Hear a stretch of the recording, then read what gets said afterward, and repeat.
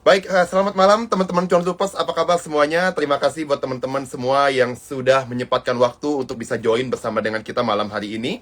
Jadi teman-teman kita bisa nanti saling sharing lagi teman-teman ya di akhir weekend ini bisa teman-teman nanti nanya-nanya juga secara view kepada kita nanti di kolom Q&A bisa teman-teman tanyakan.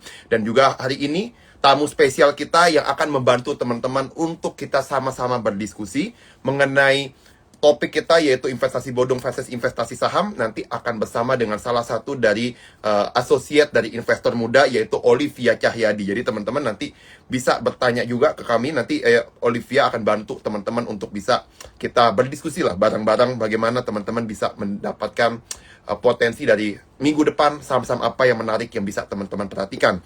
Jadi teman-teman stay tune bersama dengan kita sebentar lagi ya saya akan coba terima ini ada. Tunggu untuk Olivia ya sebentar lagi belum belum ke request. Coba ya saya undang bentar.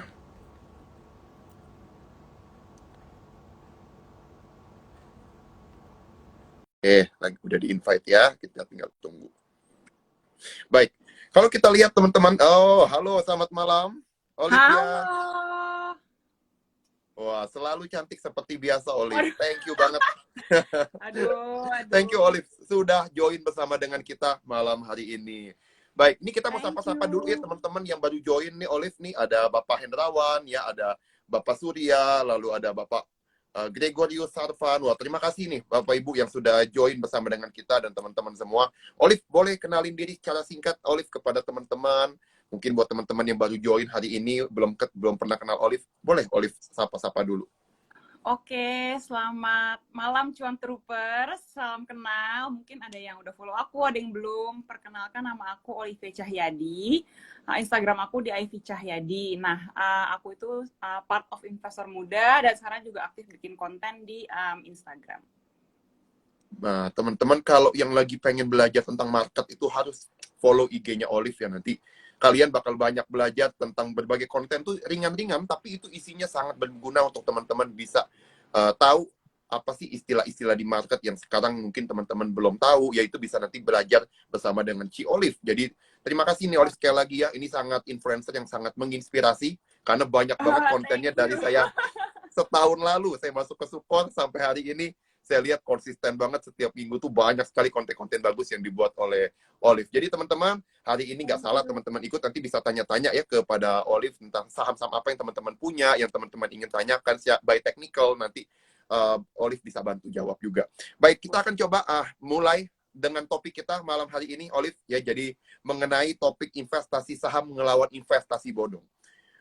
Kelihatannya sangat nggak mungkin ada orang investasi bodong itu nggak mungkin ada orang Betul, yang pilih kalau judulnya betul, kayak begitu. betul. Tetapi seluruh investasi bodong yang dilihat selama ini yang udah ketangkap semuanya, mereka nggak mungkin ngomong investasi bodong, Olive. Pasti ngomongnya Betul. adalah investasi. Ya, pokoknya bungkusannya sama sehingga bisa merusak citra daripada investasi yang sesungguhnya.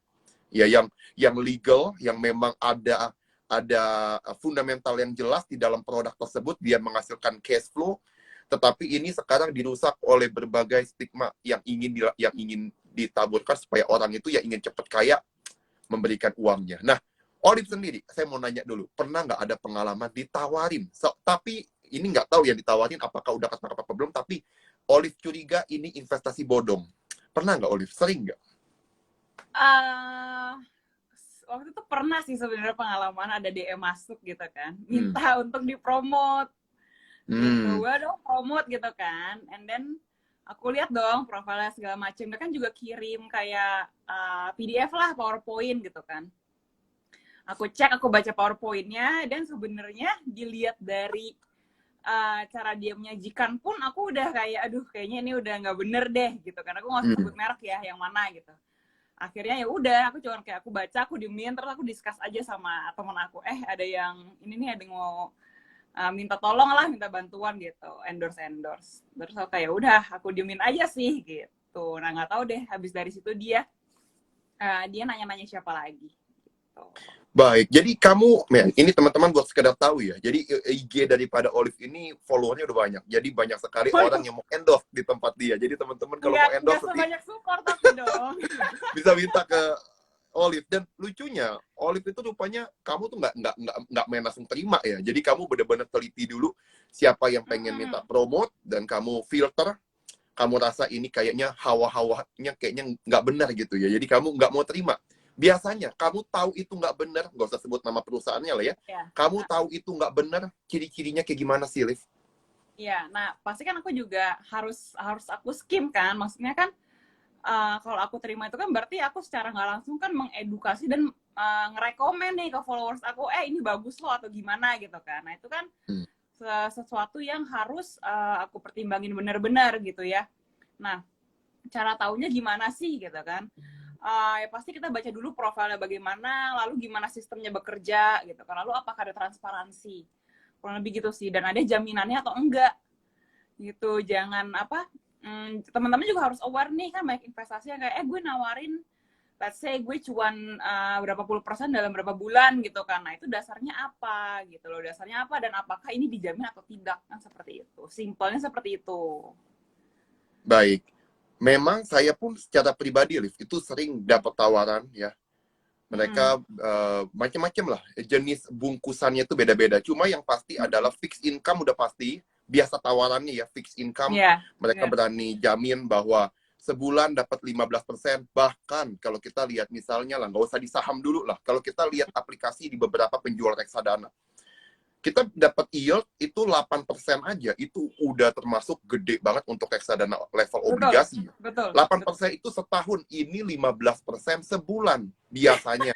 Ya, sampai puluhan belasan persen dalam waktu sebulan. Ada yang bahkan pernah kasih saya bilang dijamin 1% satu hari. Itu robot trading, itu pernah ditawarin ke saya. Saya jujur, saya punya teman, Liv, saya punya teman yang pernah beli robot itu ratusan juta. Belum pernah ada satupun, dia bilang ya, itu benar-benar dari mulutnya sendiri. Teman-teman kalau baru lihat robot yang harganya 5 juta, 10 juta udah tergiur, ini robot yang udah ratusan juta, robot forex. Dia udah beli.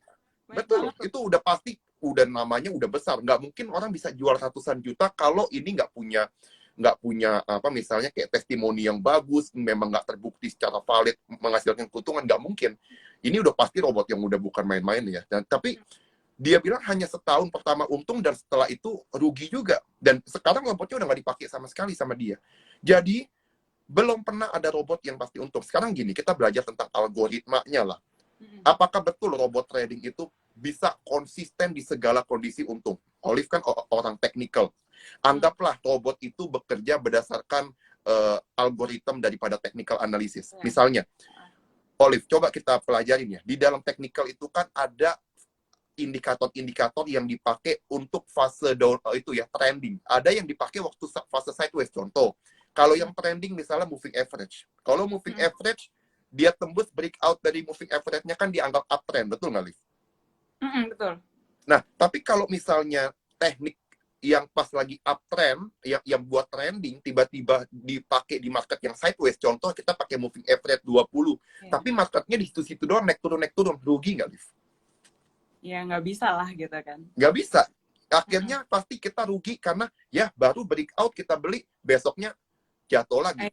Ya betul nggak? Nah, akhirnya teknik itu nggak bisa dipakai ketika market sideways. Nah, teknik yang pas market sideways nggak bisa juga dipakai waktu trending. Contoh misalnya, yang paling mendekati anggaplah misalnya stochastic misalnya ya. Kan dia ada level 80, ada level 20 bawahnya ya. Nah, itu kan biasa kalau udah 80 dianggap udah overbought, 20 kan oversold, betul nggak? Yang anggap kemahalan dan kemurahan.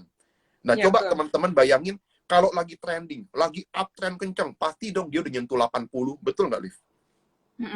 Dan waktu 80 bukan berarti saham itu bakal jatuh, bisa aja naik lagi.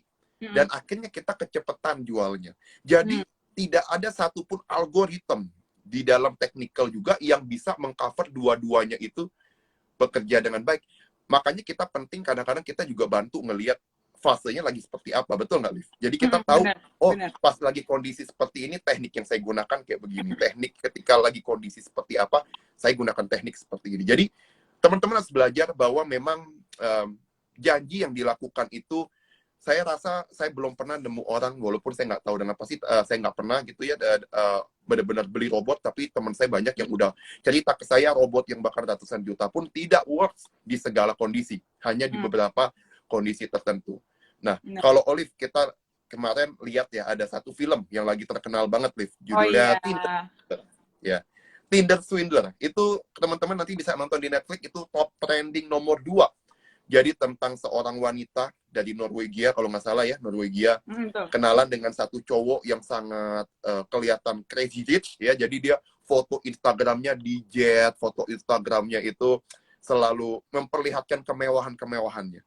Iya. Sampai satu titik mereka pacaran dan akhirnya di situ drama dimulai sampai cewek itu, singkat cerita ya, ngeluarin uang sampai 5 miliar, sampai utang-utang hanya untuk bisa masuk drama ini, dan itu terkenal banget, cerita tentang ini sangat heboh banget. Kalau Olive lihat, kita di saham, kita anggaplah contoh kayak Swindler gitu. Nggak tahu Olive udah nonton kan filmnya ya? Sudah nonton kan ya? Udah dong, seru Nah, banget filmnya. itu sama kayak orang di saham.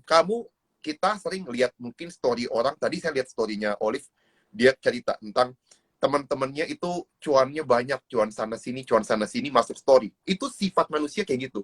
Kalau rugi dia nggak mau kasih Bener. tahu, ngapain dia bikin story lagi rugi, Bener. malu. Bener. Tapi kalau cuan pasti di storyin, dan teman-teman semua yang ngelihat langsung berasumsi, oh nggak ada risiko, oh masuk ke sini kita happy, pasti cuan-cuan terus. Akhirnya disitulah FOMO terjadi. Dan di situ banyak orang akhirnya ngalami kerugian. Kalau dari sisi Olive, nonton Swindler, apa yang Olive pelajarin sebelum nanti kita bahas ke market? Sebenarnya pas nonton tuh gregetan banget ya. Cowoknya ganteng gak sih? sangat terbawa gitu, gregetan banget. Gregetan banget. Dan apa ya yang aku pelajarin tuh, kadang-kadang ya kita harus belajar sih. Sebenarnya ini sesuatu yang bukan kita nggak bisa gitu, tapi pelan-pelan kita belajar gitu. Kadang-kadang kita kalau udah kena ke emosi itu akan ngalahin logika gitu loh.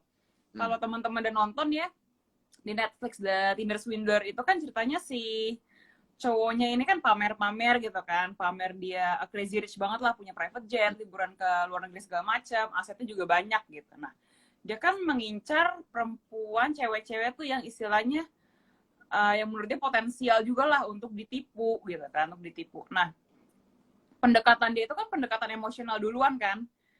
Dia kan harus dapat emosinya dulu nih. Once dia dapat emosinya baru dia udah mulai deh laga-laga minjem-minjem segala macam. Terus alasannya ini itu kan. Nah, terus ya udah dia langsung mulai nipu kan. Nah, terus habis itu ada korbannya kan, ada beberapa korban tuh ya. Nah, dia juga tipe tuh kayak skema Ponzi gitu. Kalau teman-teman udah pernah dengar atau mungkin yang baru dengar skema Ponzi, itu singkatnya, simpelnya aku bilang tuh kayak gali lubang tutup lubang lah gitu. Jadi dia tuh mencuri uang dari satu cewek untuk cewek kedua untuk cewek ketiga kayak gitu. Nah, yang take away-nya sih sebenarnya ya, pertama kita jangan gampang percaya ya gitu. Maksudnya dalam apapun lah gitu ya, dalam apapun. Kalau yang di Tinder Swindler itu kan jangan gampang percaya sama apa yang dipamerin di sosial media gitu, karena itu kan belum tentu benar kan gitu. Karena si cewek-ceweknya itu kan kemakan gara-gara si cowoknya nih, oh iya nih dia punya selera fashion yang bagus, dia ada bodyguard, dia tuh anaknya orang kaya segala macem gitu. Nah tapi in real life tuh nggak seperti itu gitu. Jadi teman-teman kalau mungkin di zaman sosial media seperti ini, teknologi internet di mana-mana gitu kan, kalau ada yang pamer-pamer kayak gitu, atau terutama dalam investasi itu pasti pamer cuan gitu ya. Kalau nggak pamer gue baru beli barang nih dari hasil investasi cuan gitu ya. Nah itu sebenarnya menurut aku ya jangan gampang percaya gitu loh. Kan bisa aja di endorse, bisa aja dihibahin, bisa aja dipinjemin atau apapun itu gitu. Baik, jadi kuncinya adalah jangan ikut-ikutan apa yang kita lihat di media sosial itu belum tentu seperti itu kenyataannya. Contoh, misalnya teman-teman ini tanpa saya ingin menyinggung banyak orang ya. Banyak sekali misalnya orang yang contoh influencer yang misalnya nunjukin bahwa yang orang repost semua rekomendasinya berhasil. Contoh misalnya Livia. Apakah betul ketika teman-teman join di grup premiumnya, ketika teman-teman sudah membayar itu, apakah betul rekomendasinya worth semua? Belum tentu juga misalnya. Itu contoh Tinder itu seperti itu yang dikasih lihat. Kadang apa yang kita lihat di media sosial nggak seperti kenyataannya. Ya, jadi teman-teman harus benar-benar sebenarnya jangan cuma pure bergantung sama orang, Liv, ya. Kita harus punya kemampuan analisa juga. Nah, sekarang kita akan belajar tentang hal itu sebenarnya, tentang bagaimana di saham itu kita bisa punya teknik investasi yang benar itu seperti apa. Kalau dari Olive sendiri, sebenarnya portofolio Olive dari yang sisinya trading dan juga dari sisi investment, Olive lebih banyak di porsi yang mana sih? Lebih ke investment jangka panjang kah? Atau memang berapa persen yang masuk ke trading? Oke, internetnya sepertinya Olive sedang buffering ya. Jadi kita sambil ngobrol-ngobrol lagi teman-teman ya, sambil menunggu Olive untuk bisa join kembali. Jadi memang teman-teman, kalau kita belajar semua tokoh sukses ya, yang bisa teman-teman pelajari. Misalnya contoh, kita belajar tentang dari kisah Peter Lynch, terus juga Bill Ackman, Warren Buffett. Kita juga belajar di Indonesia ada satu tokoh yang terkenal, Pak Lo Keng Hong gitu ya. Nah, ini kalau kita pelajarin style dari mereka tuh punya satu prinsip bahwa investasi itu bukan dari beli dan jual, tetapi dari menunggu. Nah, tapi ini kan teknik-teknik seperti ini karena duit mereka besar ya. Nih kalau Olive ikutin, Olive ya. Kalau kita perhatiin, misalnya kayak Warren Buffett, kenapa dia nggak trading misalnya, nggak dalam jangka pendek? Bayangin kalau uang kayak Om Warren Buffett yang ratusan miliar atau triliunan itu udah sampai masuk ke satu saham, tiba-tiba sahamnya itu dia bisa kayak Apple ya, itu kan market cap-nya dia punya cukup besar. Paling gede itu portofolio Warren Buffett di saham Apple. Coba bayangin kalau tiba-tiba dia borong semua saham Apple itu, apa nggak ARA Apple-nya? Kalau dia jualan, apa nggak langsung ARB? Jadi memang beda uang mereka dengan uang kita. Kita nggak bisa samain. Jumlah uang mereka tuh terlalu besar untuk mereka melakukan trading. Makanya mereka harus ada hold-nya. Nah, kalau dari Olive sendiri, ada nggak tokoh yang Olive mungkin yang Olive suka banget pendekatannya ini, siapa gitu, tokoh-tokoh investor? At the moment aku kepikiran ini sih, apa sih? Mungkin teman-teman pernah dengar ada cocktail teorinya Peter Lynch. Ya, Itu Peter keren Lynch, banget tuh betul. sebenarnya. Iya, itu keren banget sebenarnya. Karena itu kan sebenarnya kayak ngelatih mental kita lah gitu kan. Karena dibilang kan pokoknya once you udah dengar ada saham disebut di mana-mana, itu sebenarnya it's not the time to buy gitu kan, but it's the time to sell gitu. Di saat mereka malah kayak, ih lu apaan sih, kenapa beli stok itu sih? Emang stoknya bagus kan, misalnya let's say gitu ya. Stoknya kan di bawah cepek gitu nilainya, bisa jadi kan, atau stoknya kan baru dibuka suspendnya atau apa segala macem gitu. Nah, itu kan sebenarnya melatih lagi kenapa kita milih stok itu kan, melatih conviction kita lah seperti itu. Dan juga yang aku setelah aku melewati beberapa tahun di pasar saham gitu ya, sebenarnya saat ini simpel nih, teori simpel ya, tapi I know pas praktek tuh susah gitu kan, karena kalau ada bad news di mana-mana, koreksi segala macam, itu kan meyakinkan diri kita untuk beli tuh kayak, masa sih harus gue beli gitu dong. Kita kan pasti nunggu, ini masih bisa lebih turun lagi nih, lebih turun lagi gitu kan. Itu kejadian kayak kapan tuh ya IHS gitu? Awal Februari ya? Akhir Januari, awal Februari itu kan benar-benar dikoreksi gitu kan. Orang-orang kan udah pada mikir, wah ini calon-calon crash lagi nih segala macam gitu kan. Nah, mereka pada nunggu, pada takut. And then minggu lalu langsung naik. Aduh, ini gue beli nggak ya gitu loh. Itu kan sebenarnya di art of it kan di situ begitu. Nah, memang betul. Saya tuh ngerasa banyak orang tuh salah ini, karena dia nggak tahu apa yang dia buat ketika di market. Ini kesalahan paling utama gini. Kita belajar dari tahun lalu. Tahun lalu hype-nya ketika frame lagi di harga 140. Coba teman-teman bayangin waktu itu ya. Agro udah nyentuh di atas 2100. Iya. MTech, itu Bukalapak baru mau IPO ceritanya waktu itu ya. Bukalapak tuh baru pengen IPO. Jadi semua lagi meledak-meledaknya ceritanya. Memang itu kalau di kondisi seperti itu, teman-teman harus benar-benar trading itu harus punya trading plan yang betul gitu. Kalau Olive nanti pelajarin, Olive suka ngajarin tentang technical, itu bisa juga kita lihat ketika trennya masih berlanjut, ya kita tetap bisa masuk di support dynamic supportnya. Nah, jadi tapi yang orang lakukan adalah orang beli itu dengan estimasi dia dengar orang lain bilang ini prospeknya bagus. Tentu untuk saham naik pasti ada story-nya yang dijual di belakangnya. Nggak mungkin lah saham itu naik kencang tanpa ada story dalam jangka panjang. Apalagi itu kan naiknya sampai berminggu-minggu sampai berbulan-bulan, Liv, ya, kalau kita pelajarin waktu itu fasenya. Cuma yang salah adalah ketika valuasi udah terlalu absurd, udah sampai nggak make sense suatu valuasi, itu benar-benar teman-teman harus disiplin ketat untuk namanya melakukan yang namanya stop loss dan juga kapan profit taking. Nggak bisa teman-teman kayak Tuhan yang berpikir, saya tahu kapan level tertingginya, target saya, kata teman-teman saya ini, saya dengar di media-media, bakal nyampe ke harga sekian. Iya. Kita bukan Tuhan yang bisa tahu sampai Iya, harga sekian itu. Dan itu benar. kesalahan utamanya yang dilakukan banyak orang. Makanya kita seringkali di daily update, kalau teman-teman ikutin follow Suko Sekuritas, kita di Telegram, kita update terus, kita dari pagi-pagi setengah 9 sampai jam 9 di IG kita selalu kasih view kita ke teman-teman, apakah ini masih berlanjut apa enggak. Tren ini, saham-saham tertentu ini, apakah sekarang masih bisa teman-teman pegang apa enggak. Karena memang kondisi itu bisa berubah dengan cepat. Nah sekarang ketika Friends sekarang harganya udah di bawah 100 lagi, ya saham-saham yang ini, akhirnya orang nyesel, kenapa waktu itu nggak masuk BBRI, nggak masuk ke Bank Mandiri, yang sekarang udah Iya, benar. 4.200. Waktu itu Bank BBRI itu masih di sekitar 3.500 waktu itu, di zaman-zaman itu. Orang pada bilang apa? Udah nggak cocok masuk ke blue chip. Blue chip itu sudah, untungnya berapa sih?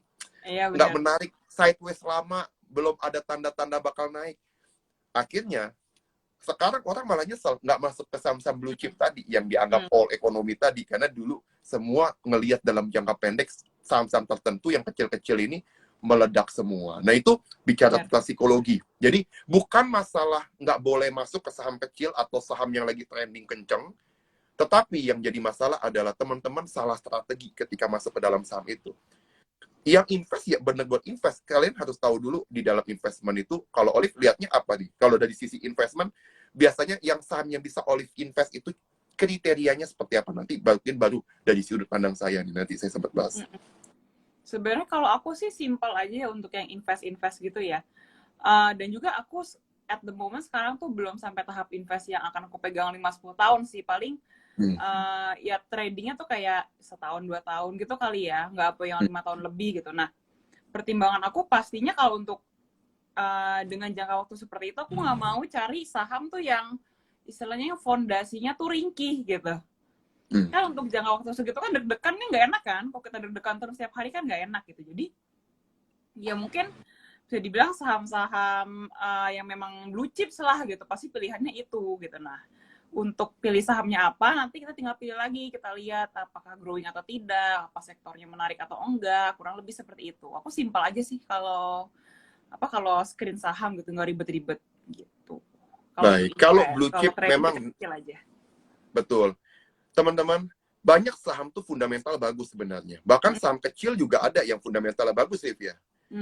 Contoh, kalau kita bicara tentang di sini dulu ya, tahun lalu itu MTDL itu boro-boro nggak ada di blue chip. Tapi memang itu perusahaan yang labanya tiap tahun naik, dia punya net cash yang sangat besar, generate cash flow-nya bagus, sehingga waktu itu nggak ada yang ngomong. Waktu itu saya sempat ngomong ke beberapa teman di Sukor ya, kalau teman-teman kenal beberapa yang sering host di webinar kita, ada Sandi, ya Wilson, itu boleh ke Wilson di grup Telegram, teman-teman boleh tanya. Saya tuh dari tahun lalu udah ngomong MTDL, saya udah pegang-pegangin tuh. Tapi memang kalau saham yang bukan blue chip, itu harus tunggu timing yang tepat. Kalau blue chip tuh enaknya adalah fund asing itu gampang masuk. Kalau asing lagi foreign net baik ke Indonesia, mereka tuh biasanya masuk ke ETF. Di ETF mereka beliin udah pasti yang bobot-bobot paling gede. Bank BRI, BCA, Mandiri, BNI, udah gitu-gitu aja. Astra, Telkom misalnya ya, yang gede-gede aja yang dia masuk. Tapi saham kecil, biasanya itu nggak gampang dapat aliran dari yang fund-fund gede ini. Nah, tapi akan ada satu titik, orang menyadari bahwa kinerjanya itu betul-betul sangat bagus, dengan harga yang sangat ini ya, valuasi yang sangat menarik, orang akhirnya ngambil. Nah, itu yang perlu teman-teman sebenarnya atur ininya. Strategi teman-teman di saham-saham ini itu seperti apa? Semua saham itu nggak ada yang salah, Liv, ya. Contoh teman kita Jason dari Investor Muda, wah itu paling jago. Kalau Jason itu ahlinya saham-saham yang fundamentalnya kelihatannya nggak bagus, ya. Iya benar. Dia bisa tahu loh saham yang lagi nggak bagus ini kapan bakal ada turnaround story, bakal naik kencang. Itu paling ahli itu Jason ya. Kalau di Sukor itu terkenal lah, dia ahlinya saham-saham turnaround story, itu masternya dia. Nah, makanya kita nggak bisa bilang, oh, yang sukses hanya yang saham-saham yang bagus-bagus aja. Ada orang yang punya kemampuan khusus itu, dia memang udah biasa nganalisa itu. Saya ingat banget, Jason tuh kalau bilang tentang saham kecil itu gini, kata dia, iyalah, paling enak masuk saham kecil, kita kasih kunci mobil, dapatnya mobil beneran katanya. Iya benar. Itu kata-kata yang saya nggak bisa lupa dari kata-kata dia tuh, masternya. Jadi teman-teman buat yang Benar. belum kenal Jason, nanti lihat aja live IG setiap Kamis jam 8:30 tuh jatahnya Jason sama saya ganti-gantian tiap Bagus, minggu ya, bagus. saya Jason lagi. Jadi teman-teman tiap Kamis tuh bisa tonton. Itu pokoknya kalau dia udah ngomong saham-saham kecil ya teman-teman perhatiin lah. Itu menarik tuh buat teman-teman. Jadi sangat Conviction-nya menarik di tinggi market. gitu ya. Kenapa?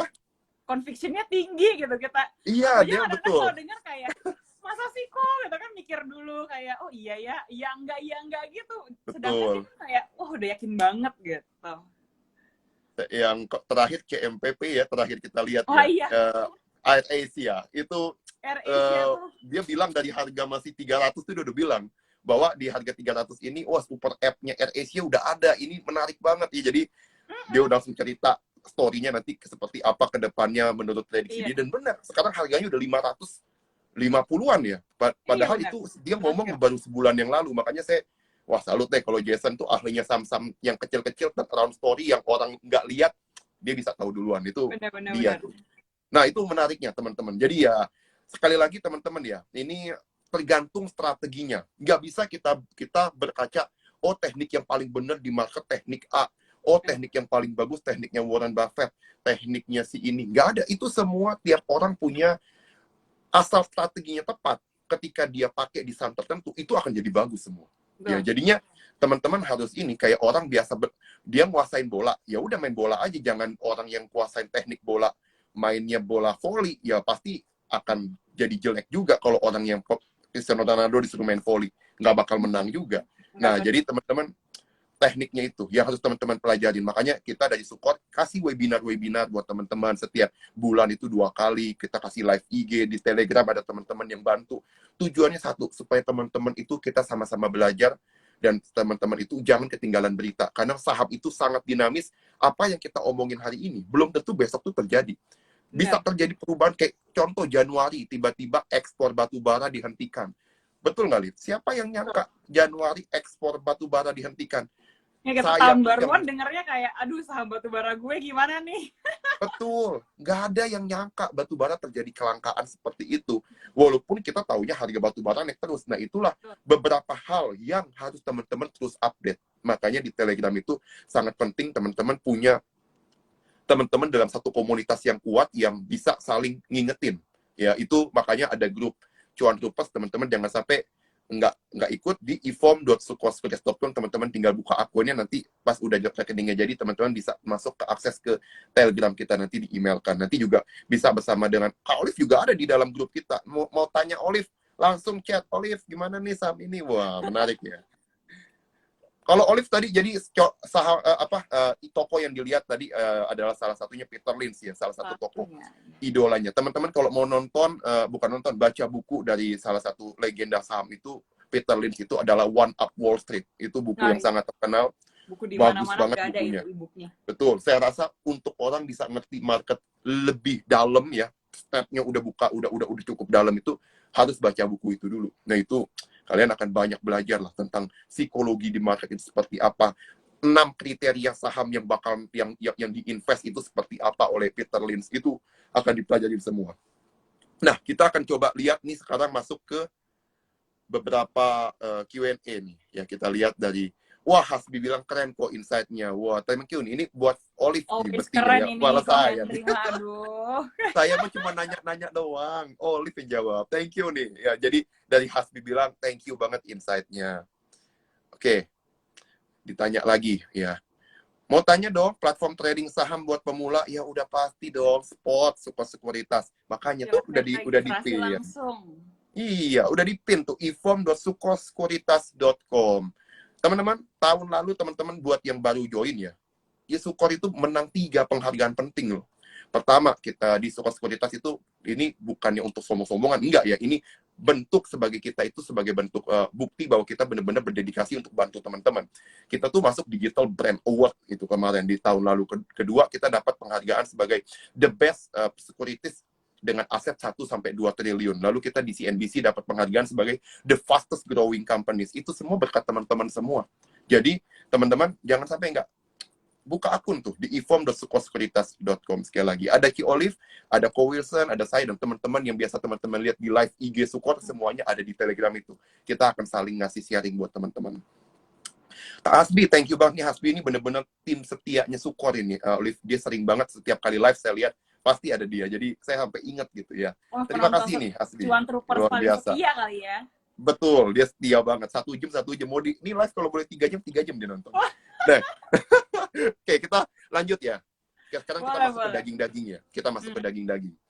Kita belajar dari, karena judulnya hari ini khusus kita ngebahas tentang investment, ya bukan trading atau dan lain-lain. Tapi nanti teman-teman kalau mau nanya ya boleh ya, trading juga ya. Cuma karena hari ini kita bahas investment, apa sih elemen yang penting yang buat dilihat, shortcut-shortcutnya lah.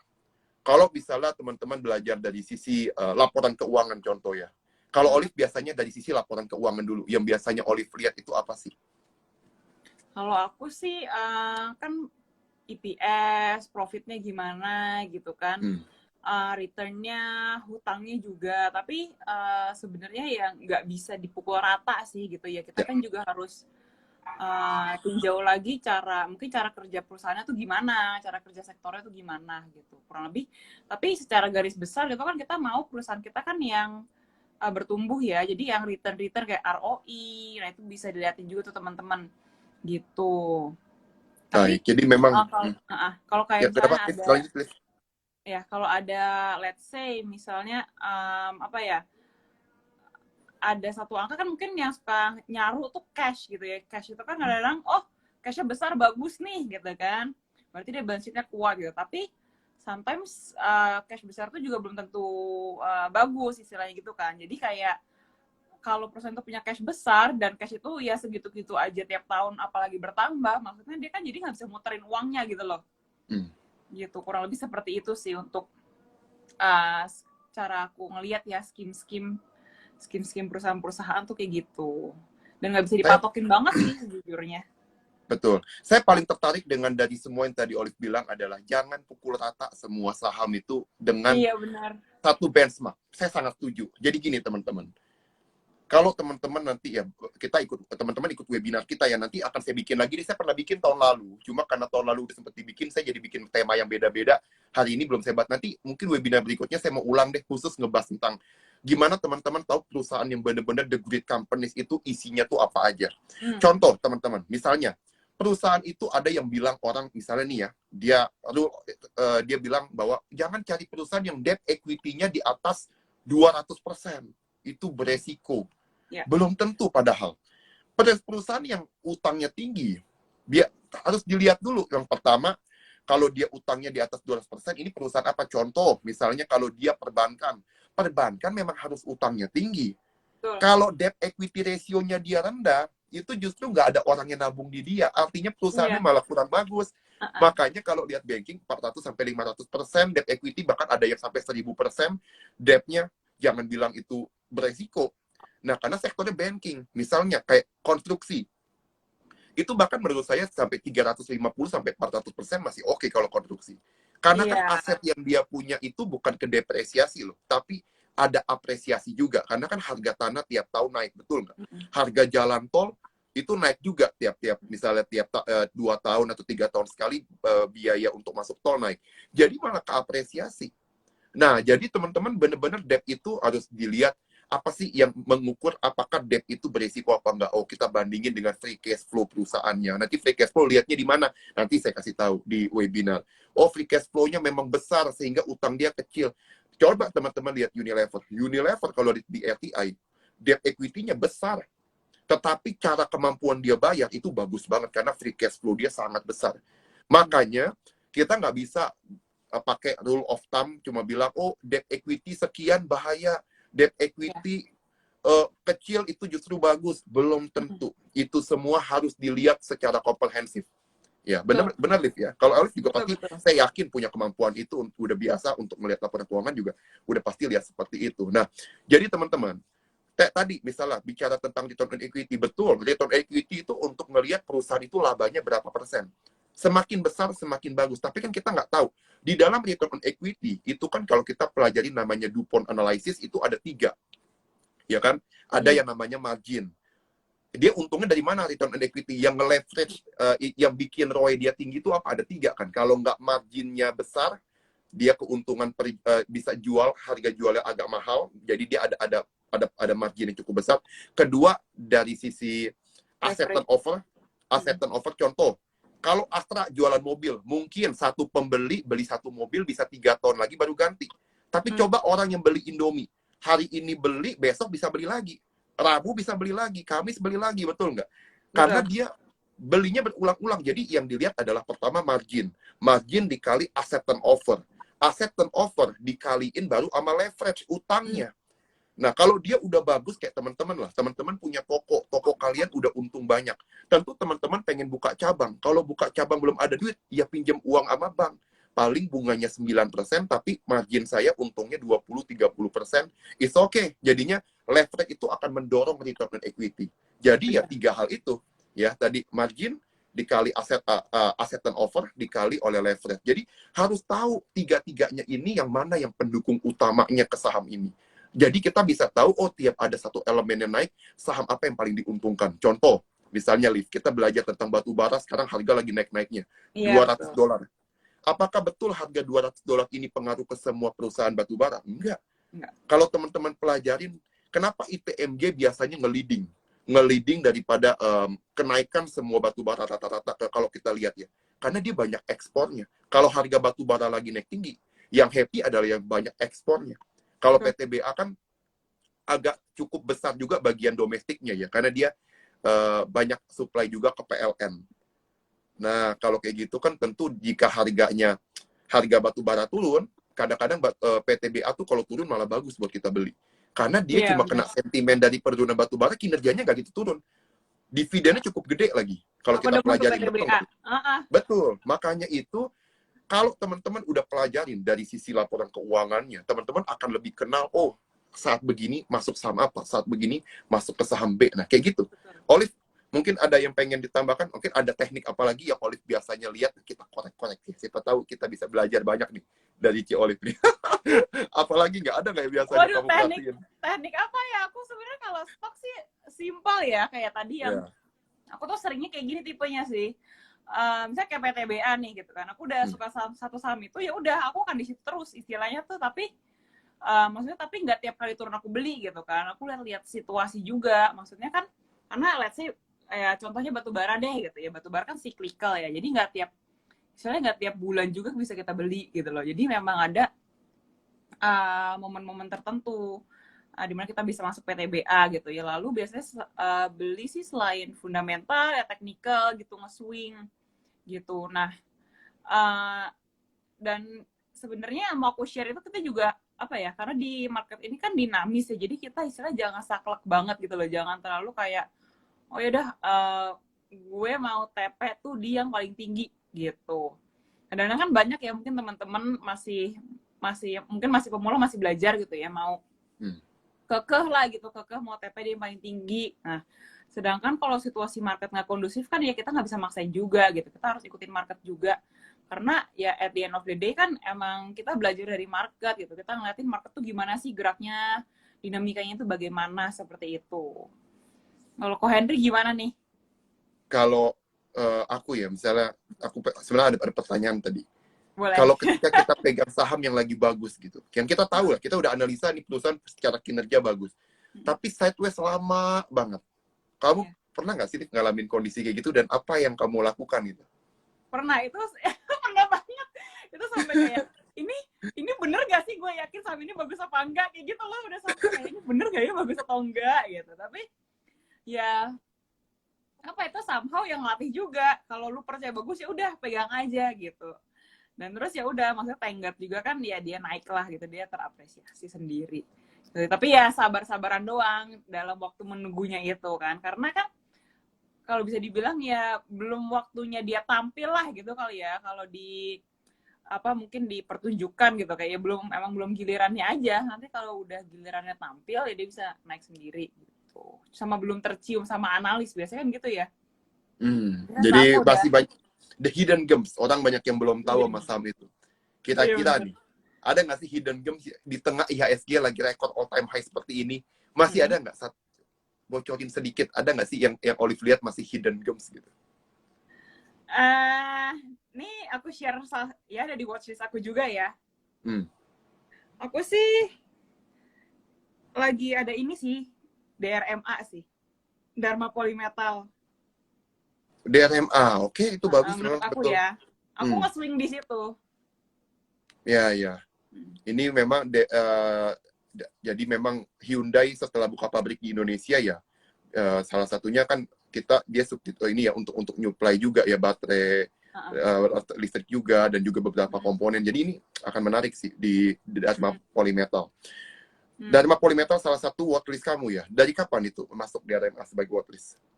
Watchlist itu tunggu sebentar aku cek, aku lihat grafiknya dulu. Kayak baru berapa bulan deh, baru bulan lalu kalau nggak salah, bulan lalu gitu. Terus kan sekarang lagi turun nih, jadi ya udah aku lagi incar-incar mau masuk lagi. Kasih tahu dong, masuknya di harga berapa kira-kira yang bagus? Oh kira-kira ya. Iya. Sebenarnya kisaran di sebentar. Kemarin itu dia sempat low di sebenarnya 540, 560 sih aku udah oke sih. Udah boleh 540 sampai 560 udah boleh masuk ke Dharma Polymetal ya. Menarik ya. Jadi saya juga mau catat dulu ya. Wah, Langsung dari Olive. Waduh. Iya. Baik. Teman-teman buat yang mau nanya, buat teman-teman yang punya portofolio, ingin bertanya sama apa yang teman-teman punya, yang ingin teman-teman tanyakan, entry kapan bisa masuk, apakah mesti dijual, trading plan-nya seperti apa. Silakan teman-teman boleh tanyakan di kolom Q&A dan juga mungkin beberapa di chat ya. Nanti akan dibantu jawab oleh Kak Olive dan juga nanti kita sama-sama diskusi lah tentang saham-saham apa itu. Nah, jadi silakan teman-teman bisa tanyakan ya buat teman-teman yang sekarang lagi pengen bertanya. Oke, kita mungkin masuk ke topik ini nih. Sekarang kita bahas tentang kalau saham itu teman-teman lihat yang paling penting itu adalah mode-nya, keunggulan perusahaannya. Kadang orang cuma lihat kesalahan utama tuh cuma lihat laba tuh besar. Dia nggak lihat perusahaan itu punya keunggulan seperti apa. Contoh ya, kita belajar dari satu kesalahan Warren Buffett di tahun 1980. Dia tuh beli satu kali sahamnya Walt Disney. Dia pegang hanya setahun, ya. Dia pegang cuma setahun, dan akhirnya setelah setahun, dijual, memang untungnya sekitar 50%-an, dia udah ngerasa hebat lah. Bisa jual saham, pegang setahun, udah untung 50%, siapa yang mau kasih gitu, gede bagi dia. Tapi setelah dia ganti ke saham yang mirip, saya lupa namanya apa ya, perusahaannya, tapi itu punya industri yang sama dengan Walt Disney. Ternyata sekarang itu menjadi salah satu penyesalan dari Warren Buffett, karena Walt Disney sekarang itu masuk ke perusahaan sampai hari ini Dow Jones 30, masuk ke perusahaan 30 terbesar di Amerika. Kalau dia masih pegang, itu gede banget untung dia di Walt Disney. Nah, keunggulan Walt Disney itu apa? Keunggulan Walt Disney itu, teman-teman, adalah kalau kita pelajari, teman-teman kalau dulu tahun 1980-an ke toko kaset, ya, kalian ke toko kaset, kalian itu kalau nggak ada Walt Disney kasetnya, itu nyari kaset buat anak kalian itu bisa sampai 1 jam kali. Nyari yang mana yang bagus ya. Tapi coba kalau ada Walt Disney, tiba-tiba mau judul apapun, asal Walt Disney yang keluarin, orang pasti beli. Semudah itu langsung orang ambil keputusan. Kalau sekarang, apa yang kayak begitu? Nah sekarang, makanya portofolio Warren Buffett salah satunya adalah Apple yang paling gede. Megang 40% dari portofolio Berkshire Hathaway itu adalah Apple. Kenapa Apple bisa menjadi salah satu perusahaan yang dipegang Warren Buffett? Keep dari 2018 itu nambah terus sampai hari ini. Simple. Teman-teman, dia tuh punya keunggulan satu, memang brandnya itu sudah bikin orang itu kesihir, seolah-olah bukan beli handphonenya lagi, tapi ketika kamu beli handphone itu ngasih tahu kamu itu siapa di mata orang.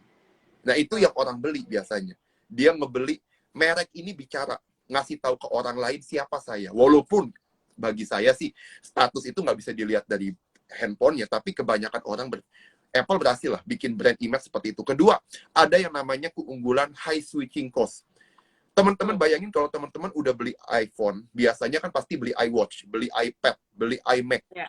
Nah, coba teman-teman, semua connected dan rasanya seamless banget. Apa yang kita copy di iPhone bisa kita langsung paste di iMac.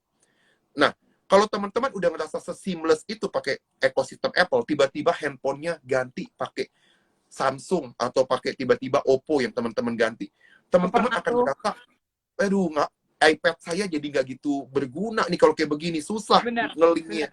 Gimana iMac saya yang saya udah saya belinya mahal lagi, iWatch saya jadi nggak kepake.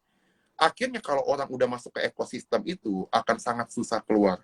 Nah, makanya teman-teman, menurut saya ya, harus cari bukan cuma punya kinerja secara return on equity, laba yang bagus, tapi bagaimana perusahaan ini punya keunggulan, sehingga dia bisa menjaga loyalitas konsumen, dan konsumen berani bayar mahal dengan harga lebih mahal ya. Tapi konsumen rela untuk keluarin uang itu. Nah, itu penting banget buat teman-teman punya sebenarnya.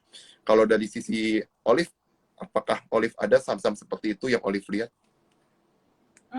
Saham-saham seperti itu, yang kayak tadi sebenarnya yang aku sempat masuk juga tuh yang saham kamu mention tadi MTDL. Hmm. Ya, tapi aku udah lepas. Salah satunya itu kali ya, karena apa ya, dari sisi yang kayak tadi kau bilang juga labanya kan dia naik terus gitu kan. Dan juga I think yang perusahaan IT yang listing tuh juga belum banyak ya, kalau nggak salah deh.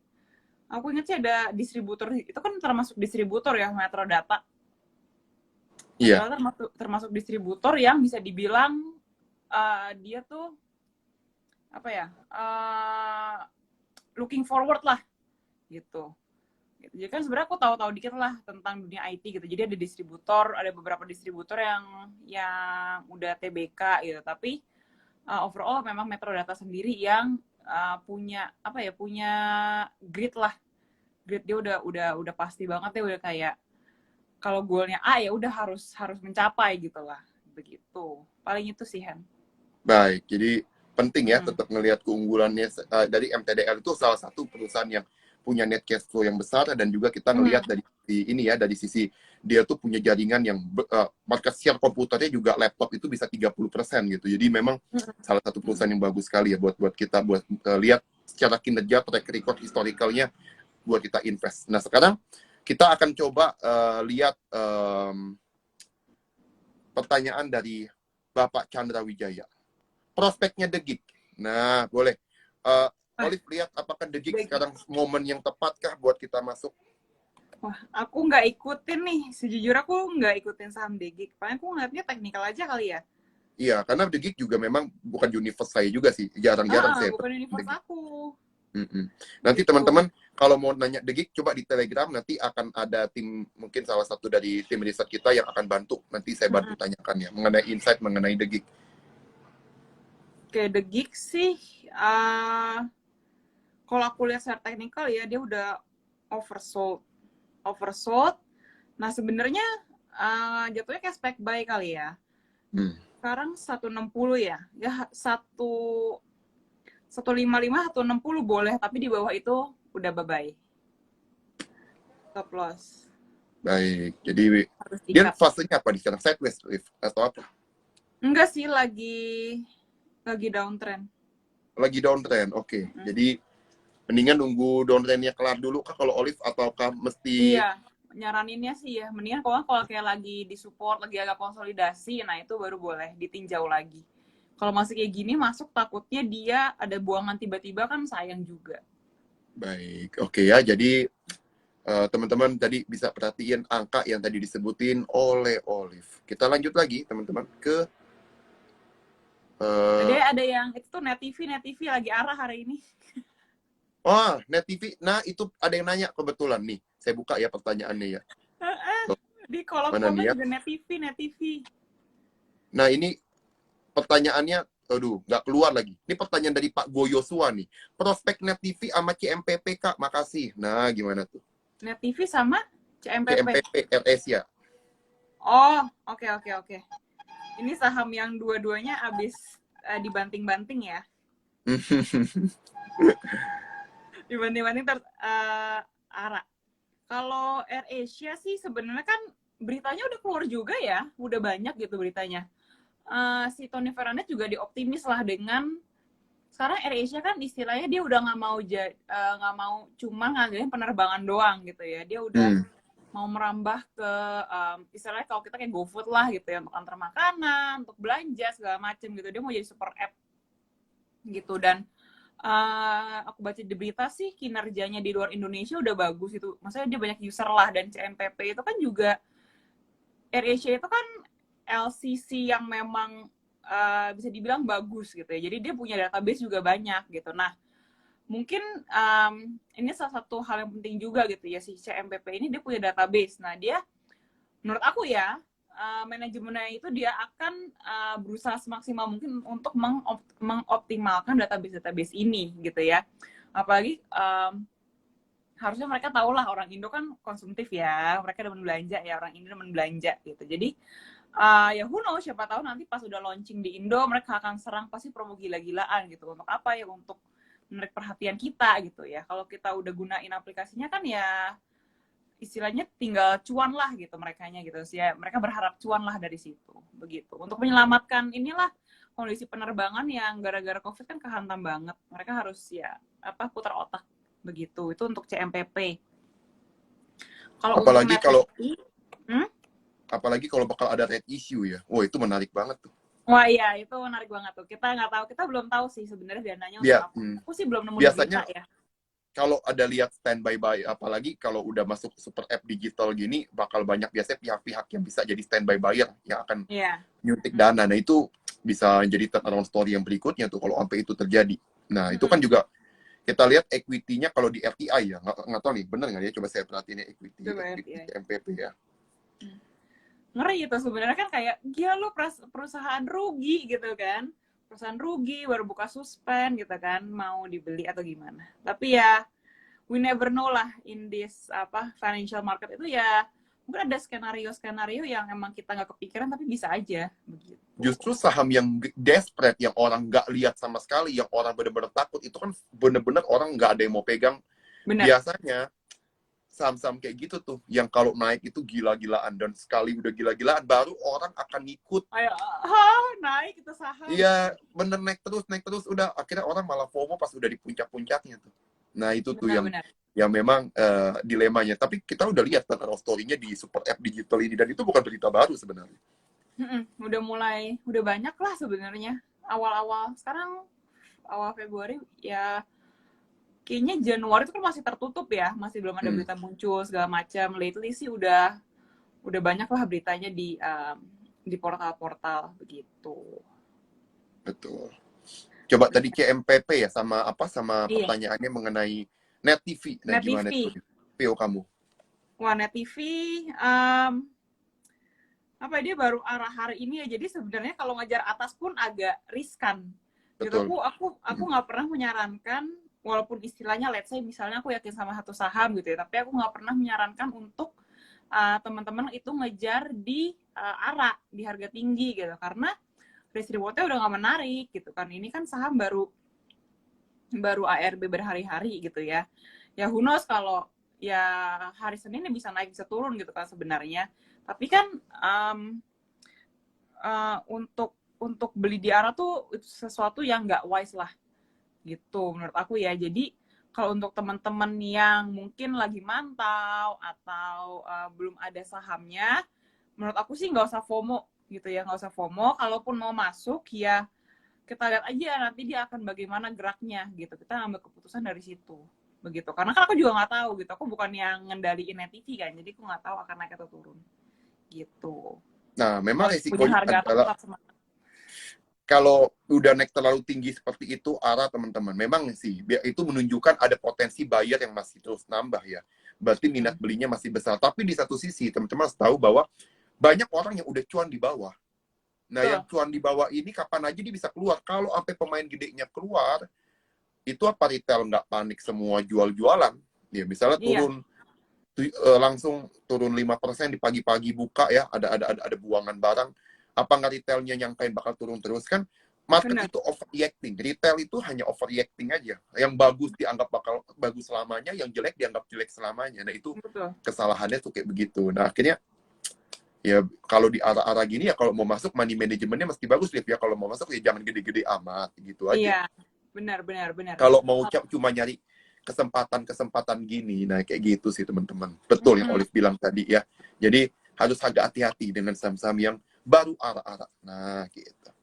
Oke, Tadi udah dibahas, jadi Net TV ya, CMPP udah sempat dibahas belum tadi, Liv? Oh, CMPP tadi udah. udah Udah. Terus CMPP. Itu mantep. kemarin Nah, sempat ARB berhari-hari juga kan kayaknya tuh, dibanting terus. betul. Ada yang nanyain dari Pak Mile Mile Putri. Oh, ini Ibu ya, Mbak. Ibu Mile Putri. Arto view-nya gimana? Nah, gimana tuh, Olive, kalau kamu lihat Arto? Arto, sebentar. Oh, oke. Dia ada candle hammer ya. Hmm. Oke, sebentar. Arto itu menurut aku udah disupport sih, lagi disupport. Menurut aku ya, Arto ini lagi disupport di 14.950 gitu ya. Sebenarnya daerah ini untuk buy boleh sih. Udah menarik ya. Oke. Dan Karena memang dia juga udah ini juga udah apa? Udah oversold. Nah, tapi area sini menarik, tapi yang aku lihat volumenya tinggi. Gitu. Jadi mungkin kalau mau masuk jangan langsung gede ya, jangan langsung gebuk gede. Takutnya dia kan volumenya masih gede nih, kita nggak tahu Senin kayak gimana gitu. Takutnya ada volume gede lagi, dibanting lagi, dia turun ke kepala 13-an kan lumayan juga turunnya gitu. Jadi kalau mau mungkin dikit aja, kita lihat Senin gimana gitu. apalagi ini biasa menjelang Goto udah mau IPO mungkin ya, beberapa bulan lagi. Ini bisa ngedorong saham-saham yang punya afiliasi sama Goto nih. Salah satunya kan ada 5 ya saham yang afiliasi sama Goto tuh, ada Astra, ada Telkom yang punya saham dia penyuntik dana lah di Goto. Terus juga ada ini apa yang tadi saham Arto. Terus 2 lagi MPPA, satu lagi Bird ya, Bluebird. Nah itu teman-teman. Nah yang penting ya teman-teman sekarang ini yang saya sempat tadi kepikiran ya. Ini kan kasus Omicron lagi naik tinggi nih. Kasus Omicron udah naik tinggi banget. Tapi market kayak bodoh amat ya. Kayak cuek dengan kasus Omicron ini dan tetap ngelenggang naik terus. Nah teman-teman, ini biasanya ketika lagi kondisi kayak gini, semua influencer itu akan bilang, masuk ke saham rumah sakit, masuk ke saham ini, masuk ke saham kayak farmasi. Nah, ini akan biasanya kalau teman-teman mau swing sih, tadi juga ada beberapa pertanyaan saya lihat di bawah yang nanyain tentang saham rumah sakit. Ini sekarang kita jawab ya. Itu adalah kalau kita lihat di beberapa negara teman-teman, sekarang itu kasus itu mulai dilonggarkan ininya pengetatannya. Karena memang Ya, udah benar. mulai turun. Biasanya peak-nya itu 3 minggu sebulan. Nah, setelah 3 minggu sampai sebulan udah mulai menurun tuh kasus Omicron di beberapa negara. Nah, kalau kita lihat dari varian Delta tahun lalu juga mirip-mirip kayak begitu, 2 bulan lalu turun. Makanya itu biasanya kalau kita lihat dari sentimen dari Omicron ini, saham-saham rumah sakit, ini sekarang sebenarnya orang udah nggak gitu lirik lagi. Nggak terlalu menarik lah. Hype-nya nggak Coba terlalu lihat. ini ya. Nggak terlalu hype kok rumah sakit, walaupun Omicron naik. Beberapa aja ya, beberapa kayak AGII kemarin sempat naik tinggi, ya udah gitu-gitu doang. Tapi hanya sebentar-sebentar, nggak yang sampai direspon kayak varian Delta kemarin ngeresponnya. Malah sekarang orang pada nggak mau ngomongin saham kayak retail, kayak Ramayana, MAPI, dan lain-lain, malah orang nggak mau ngomongin. Karena orang tahu ini bakal masuk ke PPKM level 3. PPKM level 3 nanti loncat lagi, misalnya PPKM level 4. Orang pada takut. Padahal bentar lagi lebaran. 3 bulan lagi. Masa 3 bulan lagi sih kalau kita lihat berkaca di berbagai negara, mestinya sih kasus Omicron udah turun jauh ya. Mestinya. Kalau kita berkaca dari berbagai negara. Makanya penting tuh teman-teman bisa lihat saham-saham retail yang bisa teman-teman masuk. Nah, kalau Olive lihat, misalnya dari beberapa saham yang kita sebut tadi, MAPI misalnya. Terus ada RALS. Nah, itu kira-kira Olive lihat udah oke nggak sih dengan harganya sekarang buat masuk? Oke. Kalau untuk RALS, sebenarnya ini kan dua saham retail andalan lah bisa dibilang gitu. Karena satu megangnya tuh kelas AB, tuh megangnya kelas C dan D gitu ya. Betul. Jadi benar-benar menarik dua-duanya ini. Nah, pertama untuk RALS itu sebenarnya waktu itu udah sempat dibawain juga di support update pagi-pagi. Aku nonton juga tuh. Menarik karena untuk lebaran gini kan ya balik lagi lah behavior orang Indo lah ya, pas mau lebaran itu langsung belanja segala macam gitu. Jadi ini bisa ya membawalah angin segar gitu untuk si emiten-emiten seperti ini begitu. Nah kalau untuk di RAL sih paling ya swing aja lah aku.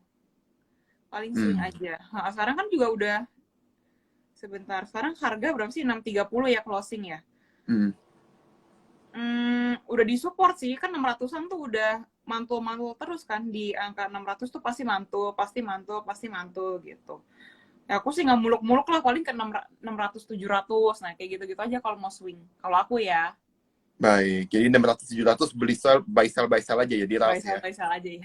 Menarik. Wah, terima kasih nih Olive buat semua ilmu yang sudah disampaikan. Teman-teman, masih banyak sebenarnya yang bertanya, cuma waktunya nih nggak cukup. Teman-teman bisa tanya Iya, di sayang Telegram sekali. kita nanti ya, di Cuan Tupas channel. Nanti teman-teman bisa tanyakan ke kita.